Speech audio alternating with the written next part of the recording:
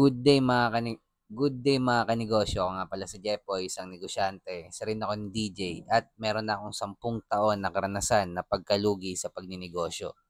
Hindi ako vlogger, hindi ako influencer, isa po akong content creator mga kanegosyo. At ang topic natin ngayon, sari-sari store versus grocery store.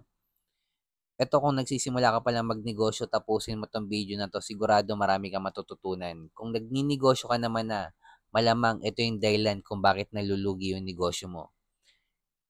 Ito muna kwento mga kanegosyo. Way back to 2015 mga kanegosyo, nung naitayo ko yung sari-sari store ko sa school malapit sa school kung saan ako graduate. Graduate po ako ng Marketing Management sa TIP Cubao, Technological Institute of the Philippines mga kanegosyo.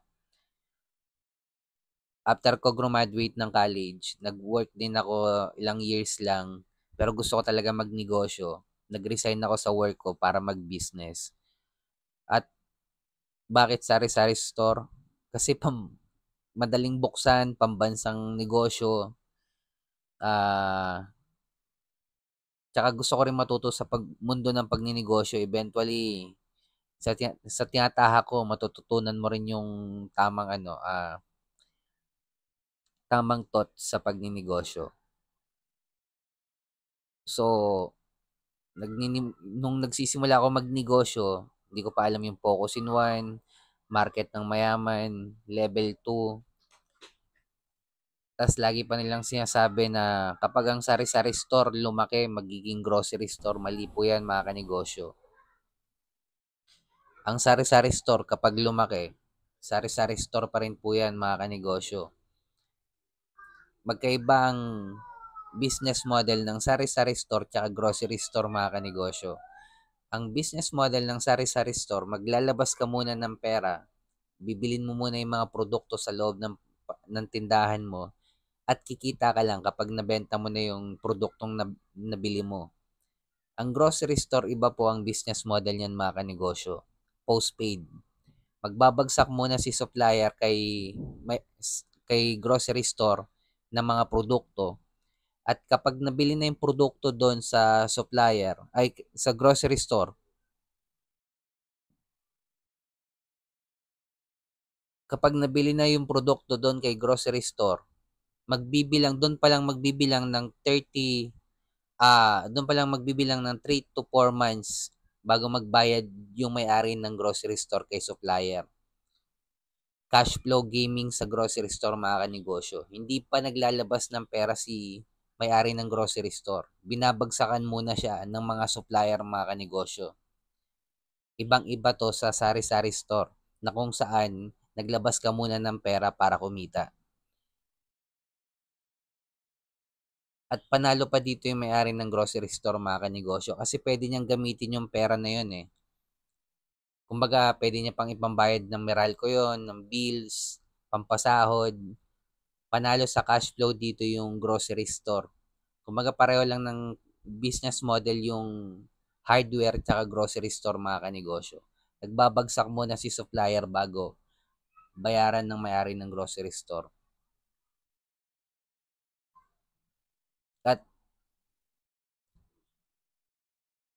ang problema sa sari-sari store mga kanegosyo, walang focus in one. Oo, kumita ako mga kanegosyo, pero hindi ko siya mali-level up. Kumaga, hindi ko siya mapapa-franchise, hindi ko siya ma-apply ng franchising distribution model. Kumaga, parang reseller lang kasi ako dun eh. Kumaga, hindi talaga sa akin yung... Pero kumita ako dun mga kanegosyo. Pero hindi ko siya ma-apply ng level 2 business model. Kumaga, hindi natin siya mapapasabog sa level 2. Pwedeng wag mong patayin yung sari-sari store mo. Pero kung gusto mong umabot sa level 2, magnegosyo ka ng ice cube. Yung ice cube, ang level 2 nun, distribution. Yun, pwedeng sumabog yung negosyo mo doon. Kasi, syempre, may kita pa rin yan sa sari-sari store eh.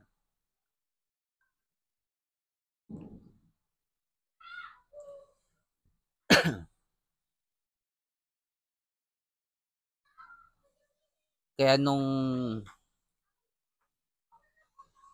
Nagnegosyo ako ng sari-sari store, mga kanegosyo. Naitayo ko siya, pang-anim ako, kumbaga sa paligid ng ano, ng TIP. Pang-anim ako, may 5 existing na doon. Pero ako yung pinakamahal na benta doon sa aming sari-sari store. Although pareho lang produkto namin nung mga kasama ko, katabi kong sari-sari store. Pero yung serbisyo ko naman malupit. Alam ng mga college student kong community, na community kong pinaglilingkuran. Kaya kung magsisimula ka palang magnegosyo, mga kanegosyo, dapat alam mo yung pinagkaibahan ng sari-sari store tsaka grocery store.